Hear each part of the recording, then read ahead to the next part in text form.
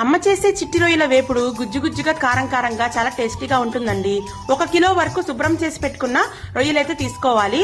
ఒక పావు tea spoon పసుపు, 1 టీ స్పూన్ ఉప్పు వేసి ఉడికించుకొని తీసుకోవాలండి. ఎటువంటి వాటర్ వేయకూడదు. స్టవ్ వెలిగించి కడాయి పెట్టుకొని లైట్ గా ఆయిల్ వేసుకోండి. ఆయిల్ హీట్ అయిన తర్వాత గుప్పెడు జీడిపప్పు వేసి వేయించుకోండి.